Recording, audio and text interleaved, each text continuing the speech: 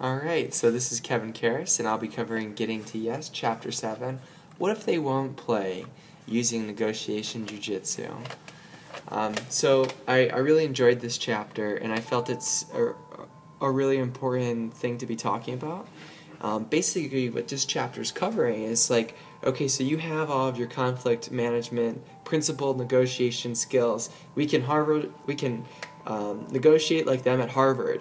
However, what if the other side doesn't want to play? What if they want to stick to their positions, bring their egos in, and fight for their position? So really, this chapter is bringing in, some strategies of how you actually apply principled negotiation through the use of negotiation jujitsu, which is basically when they attack, instead of bringing your ego into it, defending yourself, feeling like you need to have a counterattack, how do you step aside, let their energy pass, and redirect it back towards the merits and back towards this principled negotiation tactic of conflict management? And so I think it's really safe to say that Schnatzsider and Getting to Yes really have some nice common crossovers. And the more I started to think into this, and I have tons of notes over my desk thinking about it, I really want to just run through really Schnatzsider's really quick and tie it in. So Schnatzsider's got this sort of idea that conflicts are competing and there's a struggle over the scope and salience. So there's multiple levels that are playing out here. And how do you win this struggle over scope and salience?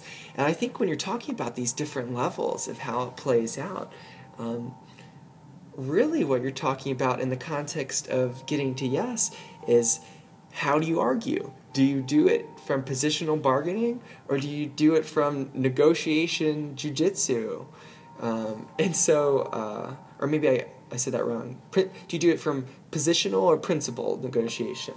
And so much of what I've found in this chapter is it's winning the battle over, how do you do it? And there's really great strategies in here over, being grateful, separating the people from the problem, not going soft on it, focusing hard on the problem.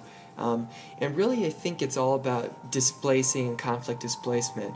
You're displacing one way of talking about conflict A, that, you need to pay me that $670 in rent or I'm going to the courts, versus, I'd love to solve this conflict with you. I don't want to have to take it to the courts, but, they recommended that I file suit for $670. So really, you're just displacing the way you change about the conflict. You're using negotiation jujitsu, and really, you're winning the battle over how you argue this conflict. So this has been it.